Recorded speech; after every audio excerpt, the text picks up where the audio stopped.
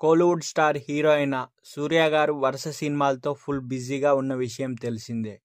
తాజాగా ఆయన నటించిన చిత్రం కరుప్పు టీజర్ రిలీజ్ అయింది. ఈ టీజర్ ఎలా ఉంది అంటే, కొబ్బరికాయ కొట్టి కర్పూరం వెలిగిస్తే శాంతించే దేవుడు కాదు, మనసులో మొక్కుకొని మిరపకాయలు దంచితే రుద్రుడై వచ్చే దేవుడు అంటూ వచ్చిన బ్యాక్గ్రౌండ్ డైలాగ్తో టీజర్ పవర్ఫుల్గా స్టార్ట్ అయింది. ఆ తర్వాత సూర్య గారు కత్తి పట్టుకొని షాడోలో కనిపించారు. మరో షాట్లో రిలాక్స్డ్గా ఉన్నారు. ఇంకో షాట్లో లాయర్గా దర్శనమిచ్చారు. నా పేరు సూర్య, నాకు ఇంకో పేరు అంటూ సందడి చేశారు. వివిధ పాత్రల్లో కనిపించిన సూర్య గారు యాక్షన్ సీన్స్తో అదరగొట్టారు. ఒక్కో సన్నివేశంలో వింటేజ్ మోడ్లో కనిపించారు.